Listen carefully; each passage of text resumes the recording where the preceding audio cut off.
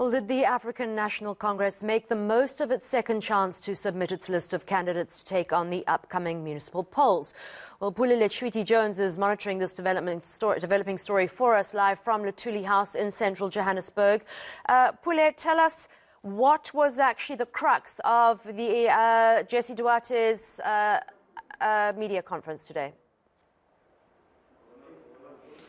Well, a very good morning, Annika. And firstly, the party says it has met deadline, which, of course, is a green light for them, meaning they've filled some of the missing loopholes, which could have seen them losing about a lot of municipalities across the country and not registering some of their ward candidates. And the party is quite confident that they are now ready for the elections. We do know that, of course, this comes in the wake of that crucial urgent application that was filed by the DA, which could have seen the IEC not having the opportunity to open that candidate process as well, which would then see the ANC not registering some of their candidates once again. But the party is quite confident this time around that they are steering in the right direction.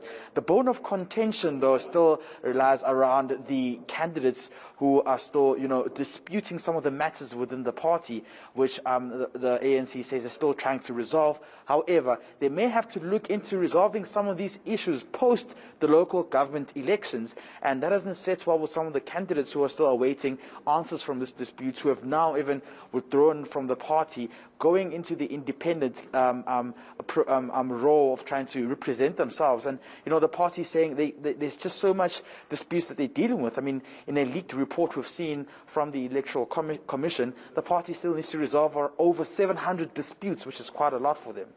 How does this, that's a lot. How does this affect them in terms of their candidate lists? Well, for now, they're dealing with urgent, disputes such as those who are facing criminal charges and serious criminal charges, such as, sexual harassment, rape, or hijacking, and amongst others.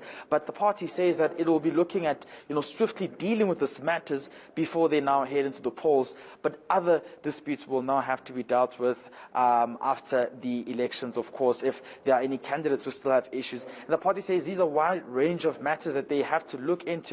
But they're just satisfied that they could actually now meet deadline and actually, go ahead and prepare for the elections. We do know that they will also be unveiling their manifesto in Tshwane on Monday. But most importantly, again, is some of the regional secretaries who've been problematic as well on that report, highlighting that especially in Limpopo, name-dropping some of the two key regional secretaries who've been implicated in allegations such as manipulating and trying to, fiddle with the lists, the candidate lists, which the party has seen as a very, very serious concern, bringing it into disrepute. But most importantly, they've also touched on the matter of the Northwest, with the IPC coordinator saying that there has to be some sort of coherence and, of course, communication happening between the interim provincial committee in the Northwest and, of course, the provincial list committee as well, to try and make sure that there's order.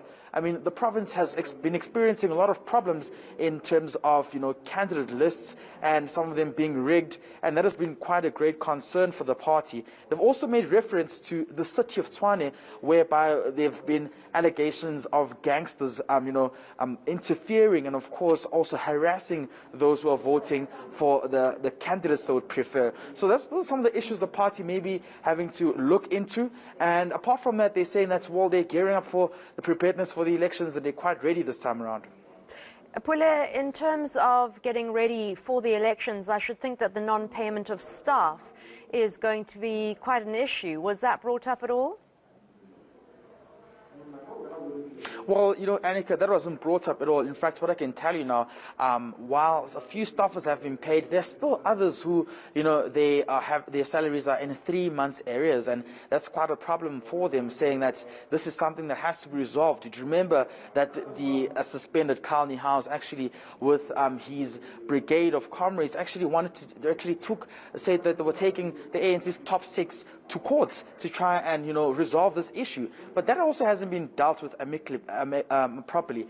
This has become a mess, and the party hasn't actually spoken about this. Previously, they had said that they would actually look into the matter of trying to resolve this issue, that resorted to other alternatives such as crowdfunding, who we thought that they would actually use this money as well to try and pay the workers. Also remember that the spokesperson of the party, an NEC member, Pule Letshwiti, they're saying that they would actually try and sell some of their assets to ensure that they cover that gap. But as it is right now, workers are still disgruntled, and this is something that they're saying that has to be issued. In fact, what we know is that the ANC as well will be spending millions as well on this, on themselves having to prepare for the elections. So there's quite, contradictory factors that the party still has to look into there in terms of how will they now sustain that manpower which they're lacking if they don't pay their workers, and how will this issue be resolved as well moving forward. All right, thank you so much to Pule Letshwiti-Jones, who was live at Luthuli House for us.